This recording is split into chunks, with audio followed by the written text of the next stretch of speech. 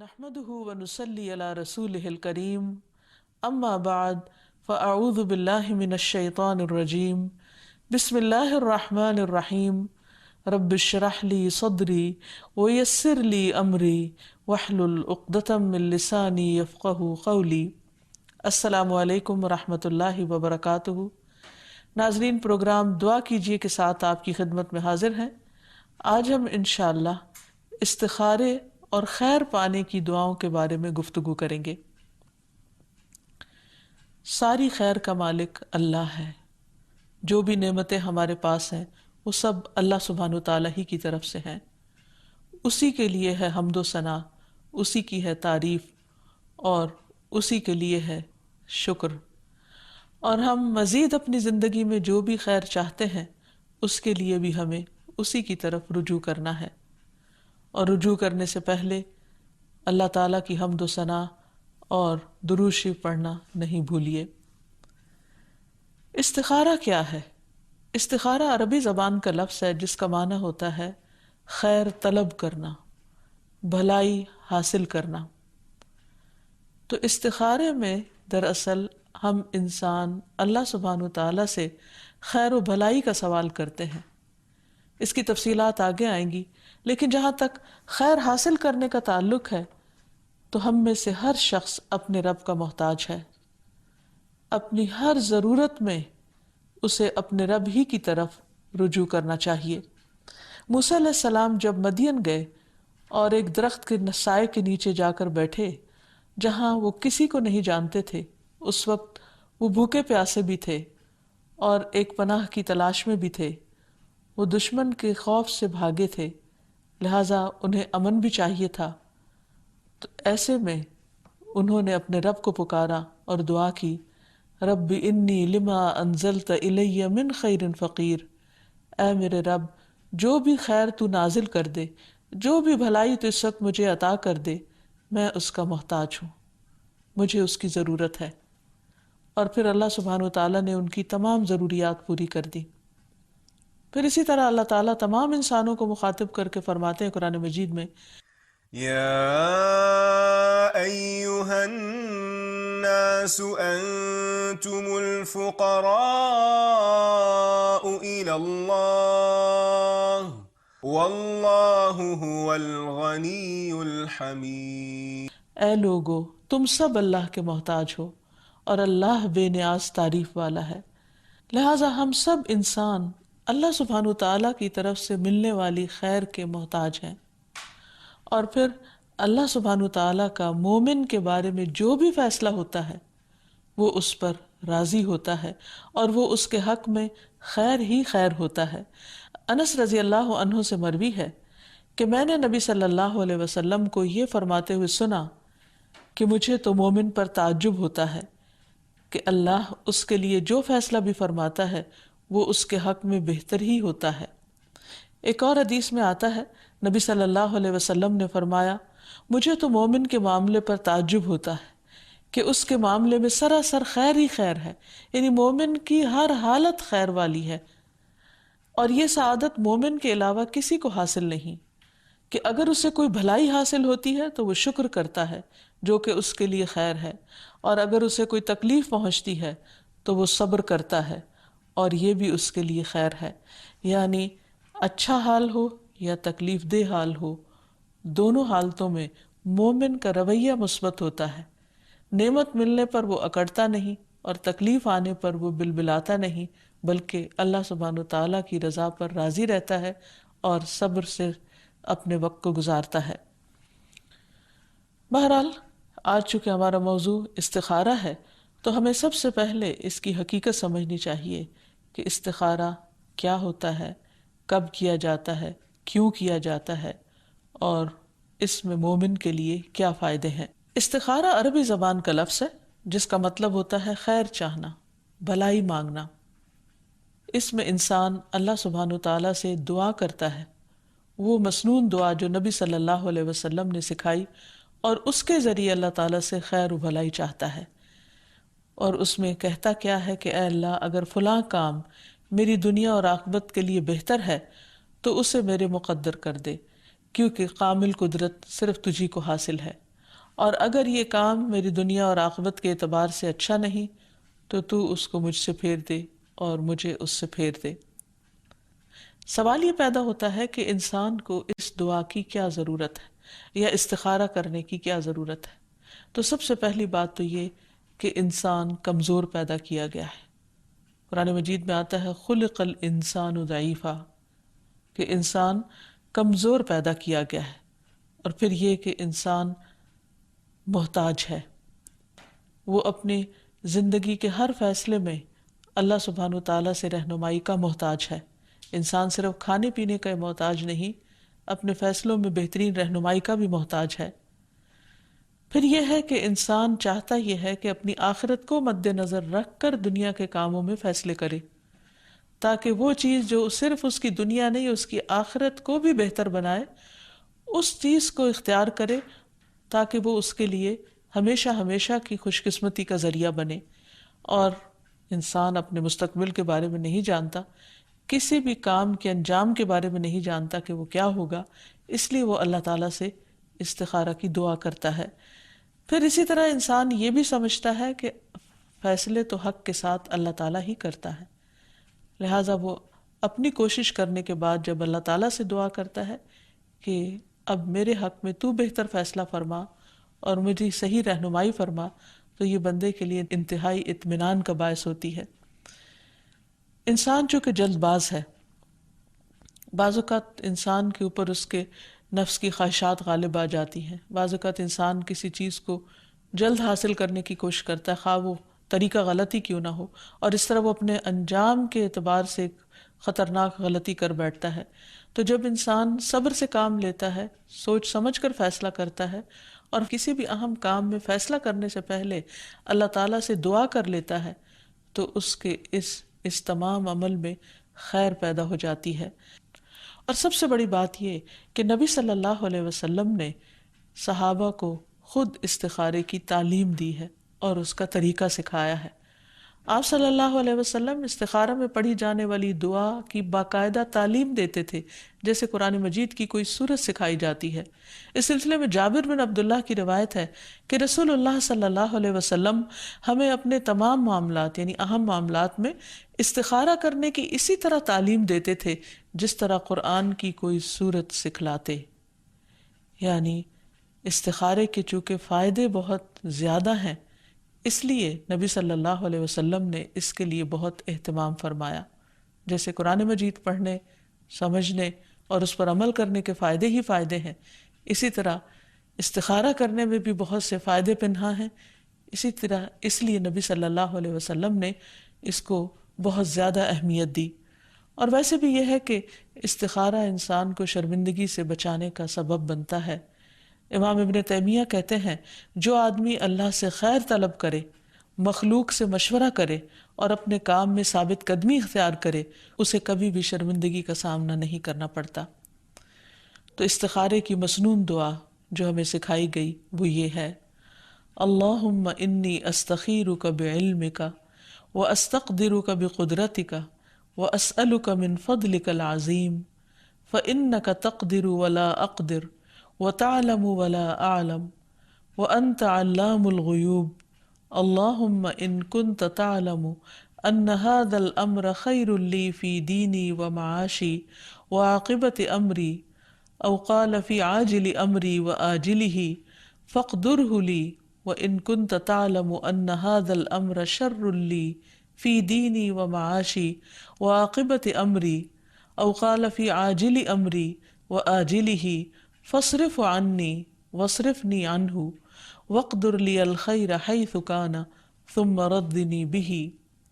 اے اللہ، میں تجھ سے تیرے علم کی بدولت خیر طلب کرتا ہوں، اور تیری قدرت کی بدولت تجھ سے طاقت مانگتا ہوں، اور تیرے فضل عظیم کا طلبگار ہوں کہ قدرت تو ہی رکھتا ہے اور مجھے کوئی قدرت نہیں، علم تجھ ہی کو ہے اور میں کچھ نہیں جانتا، اور تو تمام پوشیدہ باتوں کو جاننے والا ہے۔ اے اللہ، اگر تو جانتا ہے کہ یہ کام یعنی جس کے لیے استخارہ کیا جا رہا ہے میرے دین اور دنیا اور میرے کام کے انجام کے اعتبار سے میرے لیے بہتر ہے، یا آپ نے فرمایا کہ میرے لیے وقتی طور پر اور انجام کے اعتبار سے بہتر ہے، تو اسے میرے لیے نصیب کر اور اگر تو جانتا ہے کہ یہ کام میرے دین دنیا اور میرے کام کے انجام کے اعتبار سے برا ہے، یا آپ نے یہ بھی فرمایا کہ میرے معاملے میں وقتی طور پر اور انجام کے اعتبار سے برا ہے، تو اسے مجھ سے ہٹا دے اور مجھے بھی اس سے ہٹا دے، پھر میرے لیے خیر مقدر فرما دے جہاں بھی ہو، اور پھر مجھے اس پر راضی کر دے۔ تو اس میں آپ دیکھ رہے ہیں کہ سب سے پہلی بات جو کی گئی وہ ہے اللہم انی استخیرک، اے اللہ میں تجھ سے خیر طلب کرتا ہوں۔ کیوں کرتا ہوں؟ بعلمک، تیرے علم کی وجہ سے، کیونکہ تو جانتا ہے، میں نہیں جانتا۔ واستقدرک بقدرتک، اور تیری قدرت کی بدولت تجھ سے طاقت مانگتا ہوں کہ میں اس کام کو کر سکوں۔ اور پھر واسألک من فضلک العظیم، اور میں تجھ سے تیرا عظیم فضل مانگتا ہوں، یعنی میں تو جاہل ہوں، لا علم ہوں، اپنے لیے خیر کو نہیں پہچان سکتا کہ میرے لیے خیر اور بھلائی کس رخ میں ہے، کس طریقے پر ہے، کس چیز میں ہے، لیکن تو جانتا ہے اپنے مکمل علم کی وجہ سے، اپنی بھرپور قدرت کی وجہ سے۔ فَإِنَّكَ تَقْدِرُ وَلَا أَقْدِرُ، کیونکہ تو قدرت رکھتا ہے میں نہیں رکھتا۔ وَتَعْلَمُ وَلَا أَعْلَمُ، تو علم رکھتا ہے میں علم نہیں رکھتا۔ وَأَنْتَ عَلَّامُ الْغُيُوبِ، اور تو غیبوں کو بھی خوب خوب جاننے والا ہے، یعنی جو چیزیں میری نگاہوں سے چھپی ہوئی ہیں وہ تجھ سے چھپی ہوئی نہیں ہیں۔ تو سب کچھ جانتا ہے کہ جو کام میں کرنے جا رہا ہوں یہ میرے حق میں بہتر بھی ہے یا نہیں۔ اور پھر ان کنت تعلم ان ھذا الامر خیر لی، اگر تو جانتا ہے کہ یہ کام میرے حق میں بہتر ہے، فی دینی، کس اعتبار سے بہتری؟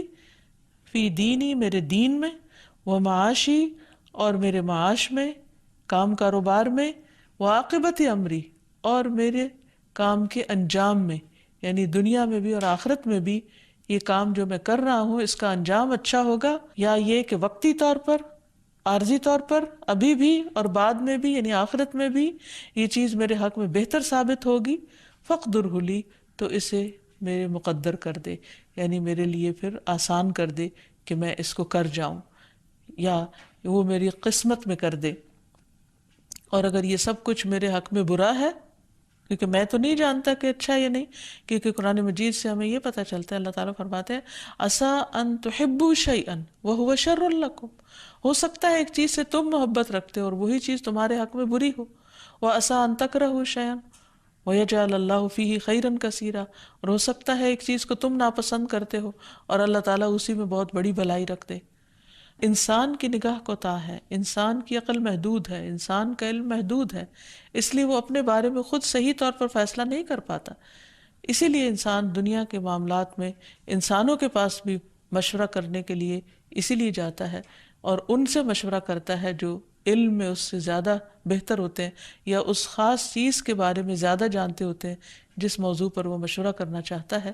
تو اس کے پیچھے بھی وجہ یہی ہوتی ہے کہ انسان اپنی کم علمی کا اور کم ہمتی کا یا طاقت کی کمی کا یا قدرت کی کمی کا اعتراف کرتے ہوئے اس ہستی کے پاس جاتا ہے کہ جو ہر چیز کے مالک ہے، کہ تو میرے حق میں خیر کر دے۔ تو اسی لیے ہم دیکھ رہے ہیں کہ دعا کے اندر جو اصل چیز ہے وہ اللہ تعالیٰ سے خیر و بھلائی مانگنا ہے، کوئی غیب کی خبر معلوم کرنا نہیں ہے۔ اور اس کے لیے یہ بھی کوئی شرط نہیں ہے کہ انسان کسی خواب میں دیکھے یا کوئی غیبی آواز اس کو آئے یا کوئی مخصوص رنگ خواب میں دیکھے تو اس سے کوئی تعبیر نکالے اور پھر اس سے کہے کہ ہاں مجھے استخارے کے بعد خواب میں اشارہ ہو گیا کہ یہ خیر ہے یا نہیں۔ نہیں، انسان جب کسی کام کو کرنا چاہے تو اس کے بعد اس کو اگر اچھا سمجھتا ہے تو اللہ تعالیٰ سے 2 نفل نماز پڑھ کر دعا مانگ کر معاملہ اللہ تعالیٰ کے سپرد کر لے، اور جو کچھ میسر ہو اس کے مطابق عمل کر لے، اور اس کے بعد جو بھی ہو جائے اسے اللہ تعالیٰ کی طرف سے اپنے لیے ایک بھلائی کا فیصلہ ہی سمجھے اور اس پر راضی رہے۔ صحابہ کہتے ہیں کہ رسول اللہ صلی اللہ علیہ وسلم انہیں ہر کام میں استخارے کا حکم دیتے تھے، یعنی ہر کام سے مراد یہ کہ ہر اہم کام میں استخارہ کرنے کا حکم دیا کرتے تھے۔ جب انسان ایک بار استخارہ کی دعا کر لیتا ہے، اللہ سبحانہ وتعالیٰ کی رضا پر راضی ہو جاتا ہے، تو اللہ سبحانہ وتعالیٰ جو چیز اس کے حق میں بہتر ہوتی ہے اس کی طرف اس کا رخ پھیر دیتے ہیں۔ ایک بات اور بھی یاد رہے کہ استخارہ کرنے کے بعد جب انسان ایک فیصلہ کر لے اور کام شروع کر دے تو اس کے بعد پھر بار بار استخارہ کرنے کی ضرورت نہیں. مثلاً اگر کسی بچی کے لیے ایک پروپوزل آیا، آپ نے استخارہ کیا، آپ کا دل مطمئن ہو گیا، آپ نے ہاں کر دی اور بات آگے بڑھنے لگی، اور بیچ میں کوئی چھوٹی موٹی چیز ناپسند ہوئی اور پھر سے استخارہ شروع کر دیا، تو یہ بات درست نہیں. قرآن مجید میں آتا ہے فَإِذَا عَزَمْتَ فَتَوَكَّلْ عَلَى اللَّهِ، جب آپ کسی کام کا پکا ارادہ کر لیں، یعنی استخارہ وغیرہ کے بعد، فَتَوَكَّلْ عَلَى اللَّهِ، تو پھر اللہ پر بھروسہ کریں. لیکن یہ یاد رہے کہ یہاں فرض کاموں میں استخارے کا حکم نہیں ہے، کہ جیسے آپ کو فرض نماز پڑھنا ہے یا زکوٰۃ ادا کرنا ہے یا حج پہ جانا ہے تو آپ استخارہ کریں کہ میں اپنا فرض ادا کروں یا نہیں، تو ایسا کچھ بھی نہیں ہے. پھر اسی طرح حرام کام اگر کوئی کر رہا ہے، اس کو چھوڑنا چاہتا ہے، تو اس میں بھی استخارے کی ضرورت نہیں ہے. حرام ہے. مثلا کوئی شخص شراب پیتا ہے تو اسے اب چھوڑنے کے لیے یہ نہیں کرنا کہ میں پہلے استخارہ کر لوں کہ شراب چھوڑوں یا نہیں. جو چیز اللہ نے منع کی ہے اس کو استخارے کے بغیر بھی چھوڑنا ہے، کیونکہ اسی میں خیر و بھلائی ہے.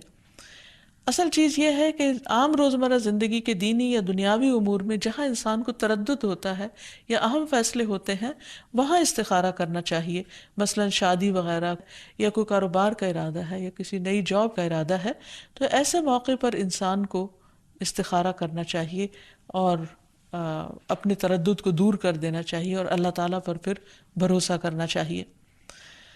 اور اس میں یہ ہے کہ اگر وقت نہ ہو، یعنی بہت جلد فیصلہ کرنا ہو، فوراً ڈیسیژن لینا ہو، تو صرف دعا پر بھی اکتفا کیا جا سکتا ہے. ورنہ اصل مسنون طریقہ یہ ہے کہ پہلے 2 نفل پڑھے جائیں اور اس کے بعد دعا پڑھی جائے. اور پھر یہ کہ مسنون طریقے پر استخارہ کیا جائے، خود استخارہ کیا جائے. جو صاحب معاملہ ہو وہ اپنے لیے خود استخارہ کرے. کسی اور سے استخارہ کروانا تو دراصل استخبارہ ہے، یعنی اس سے خبر معلوم کرنا. تو کسی اور کے پاس تو ہمارے لیے کوئی خبر نہیں ہو سکتی، کیونکہ کوئی بھی غیب کا علم نہیں جانتا. پھر اسی طرح یہ ہے کہ انسان پورے اخلاص اور یقین کے ساتھ استخارہ کرے اور اللہ تعالیٰ پر اعتماد کرے. نماز میں خشوع اور تضرع اختیار کرے.